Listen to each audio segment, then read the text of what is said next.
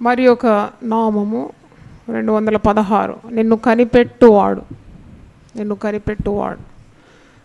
సామెతలు 24:11-12 వచనంలో ఉంది మాట. చావునకై పట్టబడిన వారిని నీవు తప్పించుము, నాశనమందు పడుటకు జోగుచున్న వారిని నీవు రక్షింపవా? ఈ సంగతి మాకు తెలియదని నీవు అనుకొని హృదయములను శోధించువాడు నీ మాటలు గ్రహించును కదా. నిన్ను కనిపెట్టువాడు దాన్ని ఎరుగును కదా. నరులకు వారి వారి పనులను బట్టి ఆయన ప్రతీకారము చేయను కదా. అంటే దేవుడు ప్రతిదీ కనిపెడతాడని అర్థం. మనుషులు నీ పై రూపాన్ని చూస్తారు, కానీ హృదయము అంతరింద్రియం కనిపెట్టేది ఎవరు? దేవుడు. దాన ధర్మాలు చేస్తావు, మనుషులు అది చూస్తారు, నేను మెచ్చుకుంటారు, కానీ నువ్వు ఏ ఉద్దేశంతో ఆ పని చేసినావు అది ఎవరు కనిపెడుతున్నారు? దేవుడు. నువ్వు సేవ చేస్తానంటావు, కానీ సేవ ఎందుకు చేస్తానంటున్నావు? ఆ ఉద్దేశము దేవుడు కనిపెడుతున్నాడు. కనుక నీవు తలంచిన ప్రతి తలంపు ఆయన కనిపెడుతున్నాడు. నువ్వు చేసే ప్రతిక్రియ కనిపెడుతున్నాడు. నువ్వు నడిచే ప్రతి నడక ఆయన కనిపెట్టు దేవుడు అన్నమాట. మనుషులందరి దృష్టి బాగా కనబడుతున్నావేమో, కానీ నువ్వు రహస్యమందు చేసే పాపాలు ఆయన కనిపెడుతున్నాడు.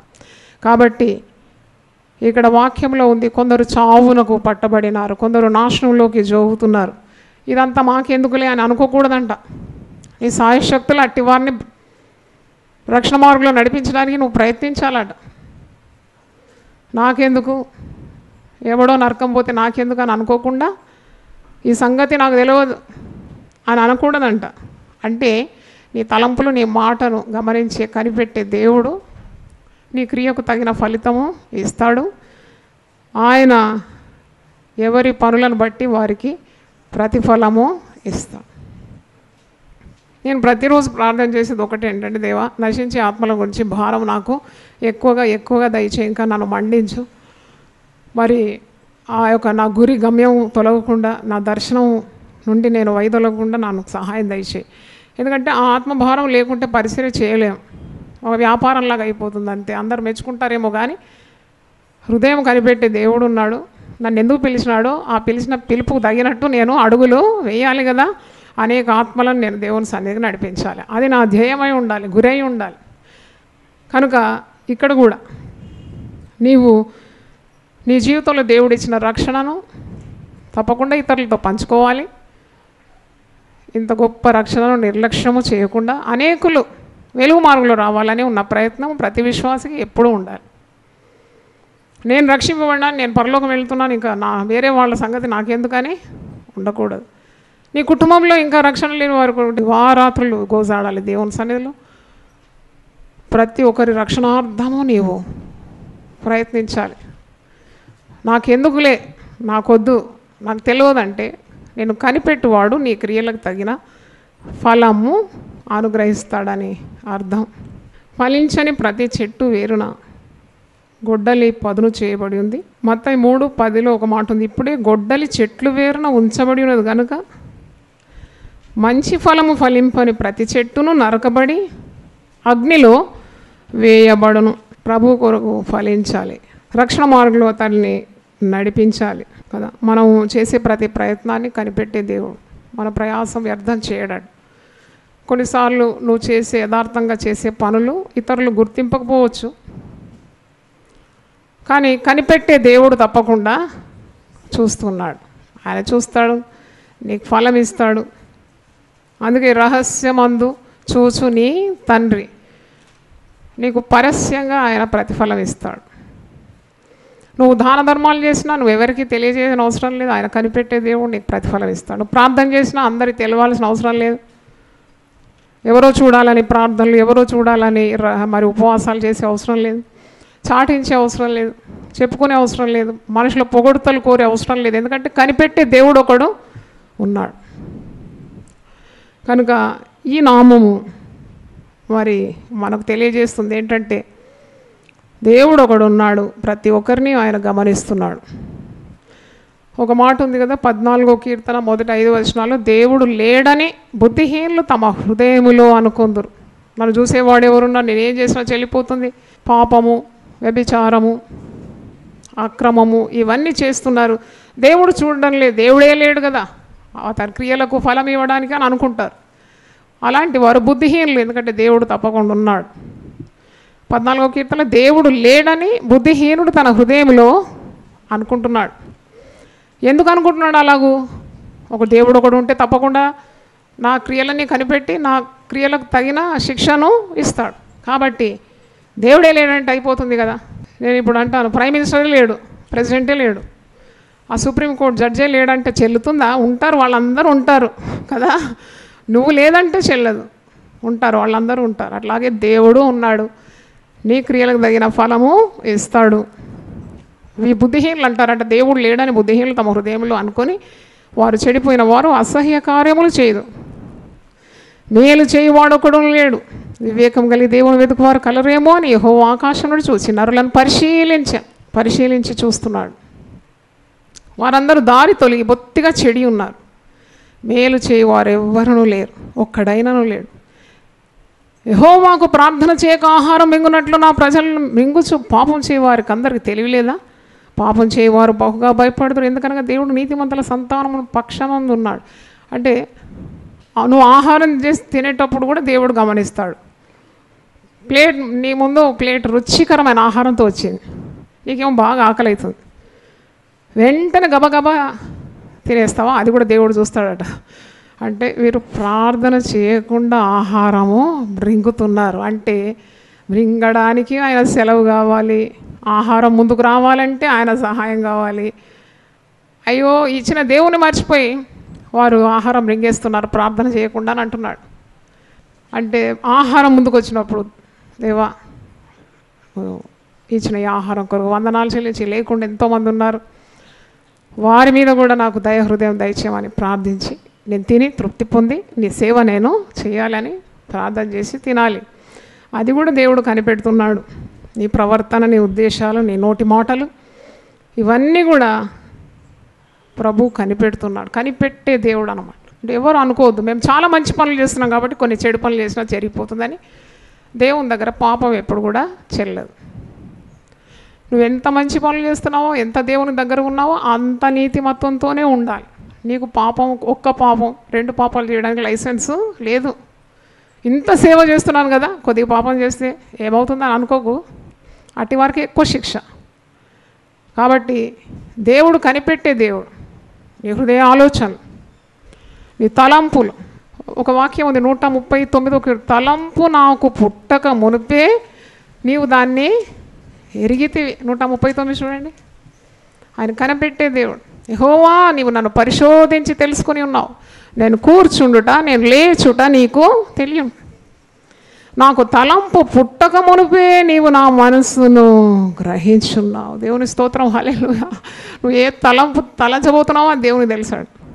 అందుకే ప్రార్థించాలి, నా యొక్క హృదయ ఆలోచనలు, నా తలంపులు, నా నోటి మాటలు నీకు అంగీకారంగా ఉండాలి. మరి తలంపు పుట్టక మునిపే నీవు నా మనసును గ్రహించున్నావు, నా నడకను, నా పడకను నీవు పరిశీలన చేసి ఉన్నావు, నా చర్యలన్నిటినీ నువ్వు బాగుగా తెలుసుకొని ఉన్నావు. యెహోవా, మాట నా నాలుకకు రాక మునిపే అది నీకు పూర్తిగా తెలిసి ఉన్నది. ఎంత గొప్ప దేవుడు కదా, కనిపెట్టే దేవుడు. వెనుకను ముందును నీవు నన్ను ఆవరించి ఉన్నావు, నీ చేయి నా మీద ఉంచి ఉన్నావు. ఇట్టి తెలివి నాకు మించినది, అది అగోచరం, అది నాకు అందదు. నీ ఆత్మయుద్ధ నుండి నేను ఎక్కడికి పోదును? నిన్ను వదిలిపెట్టి నేను ఎక్కడికి వెళ్ళాలి? ఎక్కడికి నేను తప్పించుకొని వెళ్ళలేను. నీ సన్నిధి నుండి నేను ఎక్కడికి పారిపోదును? నన్ను కనిపెట్టే దేవుడు నా వెంటనే ఉంటాడు. నేను ఆకాశమునకు ఎక్కిన నీవు అక్కడ ఉన్నావు, నేను పాతాళమందు పండుకొని నీవు అక్కడనో ఉన్నావు. నేను వేకువ రెక్కలు కట్టుకొని సముద్ర దిగంతంలో నివసించినను, అక్కడను నీ చేయి నన్ను నడిపించు, నీ కుడి చేయి నన్ను పట్టుకొనను. అంటే గొప్ప దేవుడు తన బిడ్డలు ఎప్పుడు వెంబడిస్తూనే ఉంటాడు. యోనా ఏం చేస్తున్నాడు? నినవే ఉమ్మటి ఎక్కడ పోతున్నాడు? ఆ ఓడ అమరంలో మంచిగా దాసుకొని నిద్రపోతున్నాడు. వదిలిపెట్టిండు ఆ దేవుడు? వదిలిపెట్టలే. ముక్కు విండైనా కానీ దేవుడు ఉద్దేశించిన చోటుకు నడిపించినాడు. అంటే నువ్వు అనుకుంటున్నావు sometimes you think I think that we can be smarter than God. దేవుని కంటే మనం చలాకీగా ప్రవర్తిద్దామని అనుకుంటాం, కానీ ఎక్కడైనా పట్టేస్తాడు. ముక్కుకు గాలం వేసి చక్కని త్రోవల్లో నిన్ను ఆయన నడిపించగలడు. కాబట్టి దేవుని వాక్యం నీ చెవులకు వినబడని విధేయత చూపెట్టడం నీకు భాగ్యం. దేవుని స్తోత్రం. ఆయన కనిపెట్టువాడని నువ్వు మర్చిపోకూడదు. 139వ కీర్తనలో 13వ వచనం చూడండి. ఆయనకి ఏమి మరుగై ఉన్నది, ఆయనకి ఏది కూడా దాచి ఉంచలేదు. నా అంతరింద్రియములను నీవే కలుగజేస్తేవి, నా తల్లి గర్భమందు నన్ను నిర్మించిన వాడవు నీవే. 16వ వచనం చూడండి. నాకు కలిగి ఉన్న ఎముకల్లో నీకు మరుగై ఉండలేదు, నేను పిండమునై ఉండగా నీ కన్నులు నన్ను చూచి. తల్లి గర్భంలో పిండాన్ని ఎవరికి చూడడానికి వీలుంటుంది? No one can. ఏదో స్కానింగ్ చేస్తారు, ఆ రిపోర్ట్లో నువ్వు కనబడుతుందేమో, కానీ అక్షరాలు నువ్వు చూడలేవు కదా.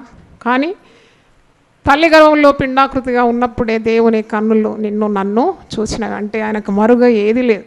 అందుకే ఇక్కడ ఆఖరిలో ప్రార్థన చూడండి. దేవా, నన్ను పరిశోధించి నా హృదయమును తెలుసుకొను, నన్ను పరీక్షించి నా ఆలోచనలు తెలుసుకొను, నీకు ఆయాసకరమైన మార్గము నాయందు ఉన్నదేమో చూడము, నిత్య మార్గమున నన్ను నడిపించు.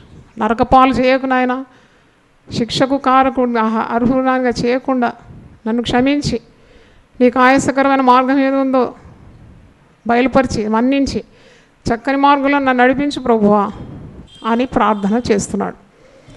19వ కీర్తన ఒకసారి చూడండి. ఇక్కడ కీర్తనకారుడు ఏం ప్రార్థిస్తున్నాడు? కనిపెట్టే దేవుడు కనుక 13:14, 19వ కీర్తన 13:14. దురభిమాన పాపములో పడకుండా నీ సేవకుని ఆపము, వాటిని నన్ను ఏలనీయకు. అప్పుడు నేను యథార్థవంతుడై అధిక ద్రోహము చేయకుండా నిందారహితుడనగుదును. యెహోవా నా ఆశ్రయదుర్గమా, నా విమోచకుడా, నా నోటి మాటలను నా హృదయ ధ్యానమును నీ దృష్టికి అంగీకారములగును కాక.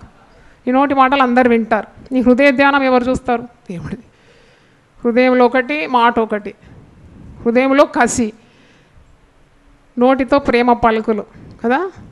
అలాంటివి ఎప్పుడు చేయకూడదు. ఎందుకంటే నీ నోటి మాటలు గమనిస్తాడు, నీ హృదయ ధ్యానాన్ని కూడా గమనించే దేవుడు ఒకడు ఉన్నాడు, కనిపెడుతున్నాడు. కనుక యథార్థంగానే ప్రవర్తించడం మేలు. యథార్థవంతుల త్రోవ రాజమార్గం అంట. వాళ్ళు దేనికి భయపడే అవసరం లేదంటే వారు దే ఆర్ డూయింగ్ రైట్. యథార్థవంతులను బలపరచడానికి ఆయన కనుదృష్టి లోకమంతటా సంచరిస్తుంది. చప్పట్లు కొట్టి దేవుని స్తుతిద్దాం. హల్లెలూయా. కాబట్టి కనిపెట్టే దేవుడు. కీడు చేస్తూ పాపం చేస్తూ మరి దేవునికి తెలియదు, దేవునికి తెలివి ఉన్నదా అని కొందరు దుష్టులు అనుకుంటారట. కానీ దేవుడు కనిపెడతాడు. 7వ కీర్తన 12:13 ఉంది. ఒకడును మళ్ళని ఎడల ఆయన తన ఖడ్గమును పదును పెట్టును, తన విల్లు ఎక్కుపెట్టి దాన్ని సిద్ధపరిచి ఉన్నాడు. వాని కొరకు మరణ సాధనములను సిద్ధపరిచి ఉన్నాడు. తన అంబులను అగ్నిబాణములుగా చేసి ఉన్నాడు. అంటే శిక్షించడానికి దేవుడు సిద్ధంగా ఉన్నాడని అర్థం. దేవుడు ఎప్పుడు తన బిడ్డల మీద తన దృష్టి ఉంచుతాడు. అంటే ఒక అనుభవం. సో 2వ తరగతి చదివేటప్పుడు చెరిల్ మా పాప మరి వాళ్ళు గ్రూప్ ఫోటో, యాన్యువల్ ఎగ్జామ్స్ అయిపోగానే గ్రూప్ ఫోటో తెస్తారు. ఆ గ్రూప్ ఫోటో తెచ్చింది. తేగానే నేను అక్కడ 60 మంది 70 మంది పిల్లలు ఉన్నారు. నా దృష్టి అంతా ఎక్కడ పోతుంది తెలుసా? ఎక్కడుంది చెరిల్, ఎక్కడుంది చెరిల్, ఎక్కడుంది అని చూస్తా. అప్పుడే నాకు దేవుడు మాట్లాడినాడు, నువ్వు ఇట్లా కనిపెట్టి నీ బిడ్డ ఎక్కడుందో చూసుకుంటున్నావు కదా, అట్టనే నా బిడ్డలు ఎక్కడున్నారో నేను ఎప్పుడూ చూసుకుంటాను. దేవుని స్తోత్రం. హల్లెలూయా. అంటే 100 మంది పిల్లల ఫోటో నీ చేతికి ఇస్తే నీ బిడ్డ ఫోటో నువ్వు మొట్టమొదటి ఎక్కడుంది అని చూస్తావు కదా. అలాగే దేవుడు ఎప్పుడు కూడా తన బిడ్డల మీదనే తన దృష్టి. హల్లెలూయా. 34వ కీర్తనలో ఉంది చూడండి, 15వ వచనం. యెహోవా దృష్టి నీతిమంతుల మీద ఉన్నది, ఆయన చెవులు వారి మొరకు ఒగ్గి ఉన్నది. హల్లెలూయా. మరి ఆయన కనిపెట్టే దేవుడు అని ఈరోజు నేర్చుకున్నాం. దిక్కు అనే నామము మరి ఒకటి, 217వ నామం దిక్కు. ఇది మంచి నామం అండి, నాకు చాలా ఇష్టమైన నామం ఇది. ఇది 2వ దినవృత్తాంతములు 20వ అధ్యాయము 12వ వచనంలో ఉందన్నమాట. మా దేవా, నీవు వారికి తీర్పు తీర్చవా, మా మీదికి వచ్చు ఈ గొప్ప సైన్యంతో యుద్ధం చేయుటకును మాకు శక్తి చాలదు, ఏమి చేయుటకు మాకు తోచదు, నీవే మాకు దిక్కు అని ప్రార్థన చేశాను. హల్లెలూయా. అంటారు కదా, దిక్కు లేని వాళ్ళకు దేవుడే దిక్కు, దేవుడే దిక్కు. అంటే దిక్కు, దేవుని మించిన దిక్కు లేదని అర్థం. యెహోషాపాతు రాజు శత్రు సమూహం అతని మీద, కొంతమంది రాజులే శత్రువులు, వారి సైన్యంతో ఈ చిన్న రాజ్యం మీద, చిన్న రాజు మీద వచ్చినప్పుడు వారికి ఎట్టు తోచడం లేదు. ఇంత గొప్ప సైన్యాన్ని ఎదుర్కోవడానికి మాకు శక్తి చాలదు, నీవే మాకు దిక్కు, నీవే మాకు విజయం అనుగ్రహించాలి అని దిక్కు అని ప్రార్థన చేస్తున్నారు. వారు ఆనాడు విజయం పొందినారు. దేవుని దిక్కుగా చేసుకొని ఉపవాసం ఉండి ప్రార్థన చేసినప్పుడు యెహోషాపాతు రాజు తన సైన్యము కలిసి గొప్ప విజయం ఆ రోజు పొందినారు.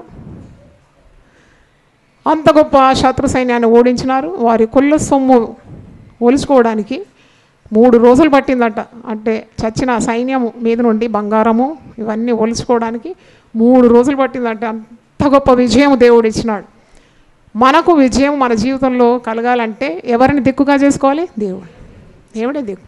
ఒకరోజు ఒక రాజు మరి గుర్రం మీద వెళ్తున్నాడంట. ఒక దిక్కులేని స్త్రీ, అంటే ఒక అనాథ, ఒక విధవరాలో మరి భర్త లేడో మరి వదిలిపెట్టినాడో మనకు తెలియదు, ఒక చింత చెట్టు కింద ఆమె ఆ చింతకాయలు ఏరుకుంటుందన్నమాట. దిక్కులేరు ఆమెకి ఎవ్వరికి. అయితే ఈ రాజు గుర్రం మీద పోతున్నాడు. ఆ దిక్కులేని స్త్రీని చూసినప్పుడు ఆయనకు జాలి కలిగిందండి. జాలి కలిగి ఆ స్త్రీని గుర్రం మీద ఎక్కించుకొని రాజభవనంలో ఉండు, నాతోటి నీకు రాణి స్థానం ఇస్తా అని తీసుకుపోయాడు. అయితే రాజు ఈ దిక్కులేని స్త్రీని చింతకాయలు ఏరుకుంటూ చింత చెట్టు కింద తీసుకొని గుర్రం మీద తీసుకుపోయి రాజగృహంలో తీసుకుపోయి ఆమెను రాణి చేసుకున్నాడంట. ఇక రాణి చేసుకున్నాక ఈమెకు కళ్ళు ఎక్కడెక్కింది? నెత్తి మీదకి ఎక్కింది. ఆమె ఒక దిక్కులేందని, ఒక అనాథని, ఆమె పూర్వస్థితి మొత్తం మర్చిపోయింది. ఇప్పుడు ఎవరు ఆమె? రాణి. అయితే ఒకరోజు ఈ రాణితో కలిసి, రాణి అంటే ఎవరు? దిక్కులేని స్త్రీ.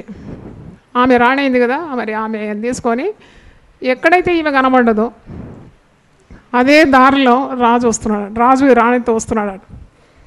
ఆ చింత చెట్టు కాడ వచ్చినప్పుడు ఈమె అన్నదంట, ఏంటి రాజు ఈ చెట్టు, ఏంటి కాయలన్నీ వంకరు ఉన్నాయి, వంకులు తిరిగి ఉన్నాయి ఏంటి ఈ కాయలు అంటే ఏం ఎరగనట్టు, ఆ కాయలంటే ఏంటో కూడా తెలియనట్టు. అట్లా అనగానే రాజు చాలా ఆశ్చర్యపడ్డాడంట. అసలు నువ్వు దొరికింది ఎక్కడ? ఇక్కడే కదా, ఈ వంకులు తిరిగిన ఈ కాయలు ఏరుకుంటేనే నువ్వు దొరికినావు కదా, అంటే ఇది చింత చెట్టు అని మర్చిపోయినావు, ఈ కాయలు చింతకాయలని మర్చిపోయినావు, ఈ చింతకాయలు ఏరుకునే దిక్కులేని దానివని నువ్వు మర్చిపోయినావు. కాబట్టి నువ్వు ఇక రాణిగా ఉండకు, ఈ పనే చేసుకో, చింతకాయలు ఏరుకో అని చెప్పినాడు.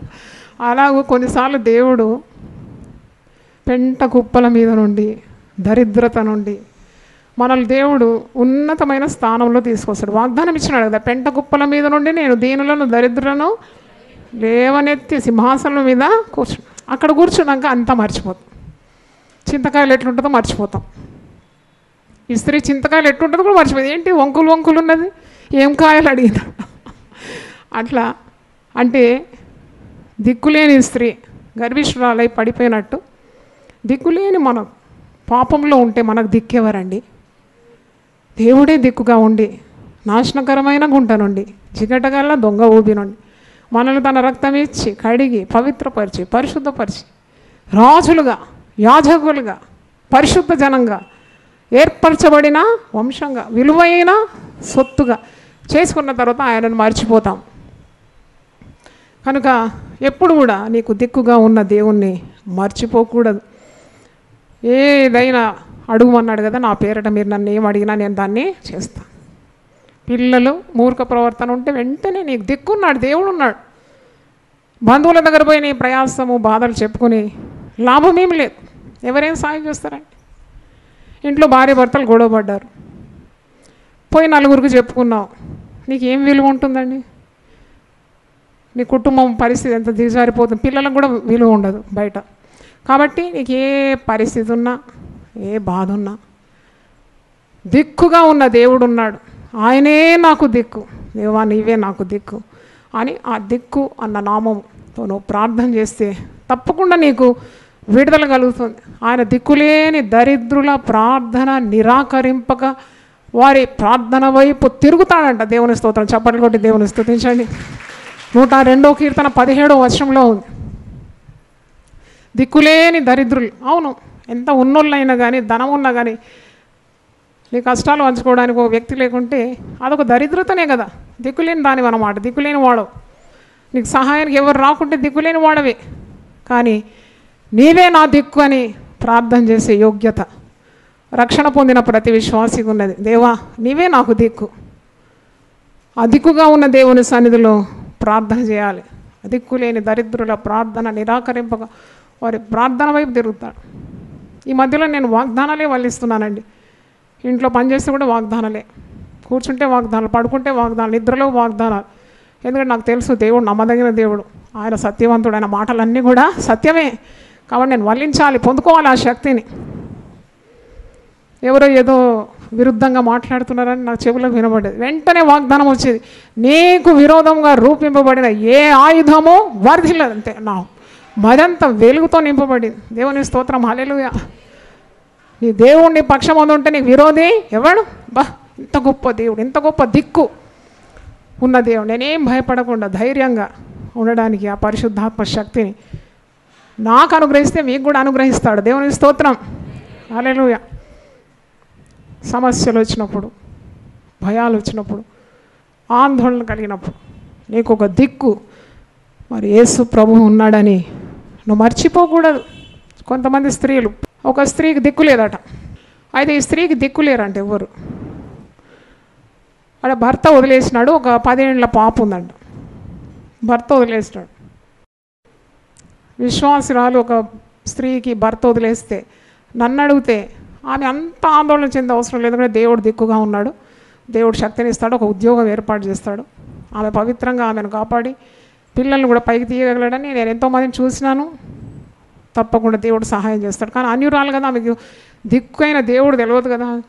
ఆమె ఒక పరపురుషుని ఆశ్రయించిందట. వాడు పచ్చి తాగుపోతాడు. ఈ దిక్కెట్టుంది? ఈ దిక్కు బాగుందా? పరపురుషుని ఆశ్రయిస్తే వాడు పచ్చి తాగుపోతే ఈమె కష్టపడి చేసిన డబ్బంతా లాక్కొని ఆ 10 ఏళ్ల పాపను చాలా బాధ పెడుతున్నాడు. డబ్బు ఆమె సంపాదించి తీసుకొని తాగి పడేస్తున్నాడు. అట్లుంటే ఈమె తట్టుకోలేకుండా తన తల్లిగారింటికి వెళ్ళిపోయిందంట. మొదటోడు అంతే, ఈ రెండో వాడు కూడా అంతే. ఇక నాకు ఆశ్రయం లేదని తల్లిగారింటికి పోయిందంట. తల్లిగారింటికి పోతే ఇతను ఫోన్ చేస్తున్నాడు, నువ్వు వస్తావా లేదా? ఈ బుద్ధులేని తల్లి 10 ఏళ్ల పాపను కూడా వానితోటి దుర్మార్గంతో వదిలేసిపోయింది. అదేం తల్లి అండి. అయితే ఆ పాపను ఏం చేసినాడో తెలియదు. అన్నాడంట, నువ్వు వస్తే సరి, లేకుంటే నీ పాపను నేను చంపేస్తా. ఆమె అనుకుందంట, ఉట్టి మాటలే, అట్లేం చంపరు కదా, చంపేస్తా అంటే చంపుతారా అని ఆమె అక్కడే తడువు చేసిందంట. ఈ పాపను చంపేసినాడంట. చూడండి, 10 ఏళ్ల అమాయకమైన పాప బలైపోయింది కదా. ఏది తెలియదు, కుడి తెలియదు, ఎడవ తెలియదు, ఎవరు ఏమి తెలియదు కదా ఆమెకు. అన్యాయం. అంటే చూడండి, ఆ స్త్రీ ఒక పురుషుని దిక్కుగా చేసుకున్నందుకు ఆ ఇంటికి ఏమొచ్చింది? మరణమే వచ్చింది. కనుక మనం ఎప్పుడు జాగ్రత్త పడాలి. విశ్వాసం ఎవరి తట్టునో చూడాలి. విశ్వాసమునకు కర్త, దాన్ని కొనసాగించేవాడు ఆ యేసు వైపే చూడాలంట. నీ దృష్టి అటుపోద్దు ఇటుపోదు. ఎవరు నీకు సాయం చేస్తారు? ఎవరు నాకు దిక్కు? వారికి చెప్తే నన్ను ఆదరిస్తారా? ఎవరు ఆదరించారా? నీ ప్రాణమును ఆదరించేవాడు ఆయన, నేను కనిపెట్టువాడు ఆయన, నీకు శుభం పలికేవాడు ఆయన, నీకు దిక్కై ఉన్నవాడు ఆయన. దేవుని స్తోత్రం. హల్లెలూయా. కాబట్టి దేవుని దిక్కుగా చేసుకొని నువ్వు ముందుకు సాగాలి. నీ సహాయానికి ఎవరు రారు, దేవుడే నీకు సహాయం చేస్తాడు. ఆయన నా సహాయకుడు, ఆయన నా కోట, నా కొండ, నా బలము, నా ఉన్నత శృంగము, నేను ఆశ్రయించే నా దేవుడు అని కీర్తనకారుడు ఎలా వివరిస్తున్నాడు. తప్పకుండా దేవుడు ఒక వ్యక్తికి సహాయం చేస్తే ఎంత బలం ఇస్తాడండి. ఊహించలేనంత బలం ఇస్తాడు. వారి మనసుకు శక్తిని ఇస్తాడు. యేసుప్రభు అందుకే సముద్రం మీద నడిచినాడు. సముద్రం మీద ఎందుకు యేసుప్రభు నడిచినాడు? ఆ పేతురును కూడా కొద్ది మట్టుకు నడిపించినాడు. అంటే దాని అర్థం ఏంటి? దాని ఆత్మీయ అర్థం ఏంటంటే, ఎన్ని సమస్యలున్నా, ఎన్ని వితర్కాలున్నా, ఎంత ఉపద్రవం ఉన్నా, ఎన్ని దెబ్బలు హింస ఉన్నా, శత్రువులు ఎంతమంది ఉన్నా, వాటన్నిటి మీద నీకు అత్యధికమైన విజయాన్ని దేవుడు అనుగ్రహిస్తాడు. దేవుని స్తోత్రం, హల్లెలూయా. ఆ పేతురు నీళ్ళ మీద నడిచినాడట. యేసయ్య దిక్కు, ఆ దిక్కు చూస్తూ ఉంటే నీళ్ళ మీద నడిచేదే, కానీ ఆ దిక్కు నుండి ఏం చేసినాడు, కన్నులు ఏం చేసినాడు, గాలిని చూసినాడట, ఆ పొంగును చూసినాడు, చీకటిని చూసినాడు, భయపడినాడు. వాటన్నిటి చూడమని లేదు, నువ్వు దిక్కైన దేవుని తట్టే చూడాలి. అన్నిటి మీద నీకు అత్యధికమైన విజయము ఆ దిక్కుగా ఉన్న దేవుడే నీ జీవితంలో అనుగ్రహిస్తాడు. దిక్కులేని దరిద్రుల ప్రార్థన నిరాకరింపక వారి ప్రార్థన వైపు ఆయన తిరుగుతాడు. దేవుని స్తోత్రం, హల్లెలూయా, హల్లెలూయా. ప్రార్థన చేస్తాం, తలలో వంచండి. గొప్ప దేవా, నీ వాక్యము నీ సేవకులకు అందించి అది ప్రజలకు ఉపయోగకరంగా నీవు వారికి అనుగ్రహించే దేవుడవు తండ్రి, నీకు వందనాలు చెల్లిస్తున్నాను. ఈరోజు చెప్పబడిన నామముల ద్వారా మా అందరితో మాట్లాడినందుకు నేను స్తుతిస్తున్నాను. గొప్ప దేవుడు నాయన, ఎంతో అద్భుతమైన ప్రశస్తమైన శక్తిగల నామముల కొరకు నీకు వందనాలు చెల్లిస్తున్నాను. నీ గుణములను మేము తెలుసుకున్నప్పుడు మాలో ఉన్న ప్రతి పిరికితనము, భయము, ఆందోళన, అధైర్యం ఇవన్నీ పారిపోతుంది కనుక నీకు స్తోత్రం తండ్రి. వెలుగుకరమైన నీ నామముల కొరకు వందనాలు. చీకటిని పారద్రోలేని నామములోని శక్తి కొరకు వందనాలు. దేవుని వాక్యం బిడ్డలు విన్నారు నైనా, వారి హృదయంలో భద్రంగా ఈ వాక్యాన్ని భద్రపరుచుకొని ఇతరులకు కూడా చాటి చెప్పడానికున్న పరిశుద్ధాత్మ బలము దయచే. క్రీస్తులో మేము బలవంతులుగా ఉండాలనేది నీ చిత్తమై ఉన్నది తండ్రి, నీకు స్తోత్రం. శక్తిని పుంజుకొని దినదినము నీ శిరస్సు మట్టుకు ఎదగడానికి కృప దయచే. బలహీనమైన వారిని బలపరచండి, నలిగిన వారిని దృఢపరచండి, దుఃఖంలో ఉండేవారికి ఆనంద తైలము దయచేయండి, భారభరిత హృదయానికి స్తుతి వస్త్రము ధరింపజేయండి. బూడిదకు ప్రతిగా పూదండనిస్తానన్నావు తండ్రి. నీ వాగ్దానాలన్నీ నమ్మడానికి, పొందుకోవడానికి ఉన్న శక్తి దయచేయమని, విశ్వాసము దయచేయమని యేసు అతి పరిశుద్ధ నామములో అడిగి వేడుకుంటున్నాను తండ్రి, ఆమేన్. దేవుడు మన సమృద్ధిగా దీవించునుగాక, ఆమేన్.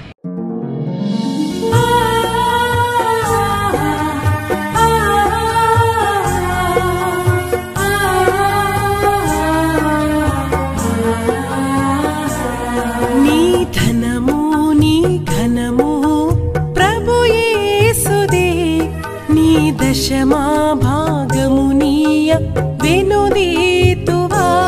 నీ ధనము నీ ఘనము ప్రభు యేసుదే, నీ దశమా భాగమునీయ వెనుదీతువా. ధరలోన ధనధాన్యములనీయగా కరుణించి కాపాడి రక్షింపగా. ధరలోన ధనధాన్యములనీయగా కరుణించి కాపాడి రక్షింపగా. పరలోకనాదుండు నీకీయగా మరి యేసు కొరకీయ వెనుదీతువా. పరలోకనాదుండు నీకీయగా మరి యేసు కొరకీయ వెనుదీతువా. నీ ధనము నీ ఘనము ప్రభు యేసుదే, నీ దశమా భాగమునీయ వెనుదీతువా. పాడి పంటలు ప్రభువు నీకీయగా కూడు గుట్టలు నీకు దయచేయగా. పాడి పంటలు ప్రభువు నీకీయగా కూడు గుట్టలు నీకు దయచేయగా.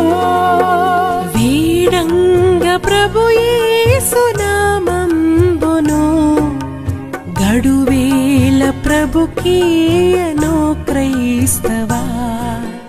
వీడంగ ప్రభు యేసు నామంబును గడువేల ప్రభుకీయను క్రైస్తవా.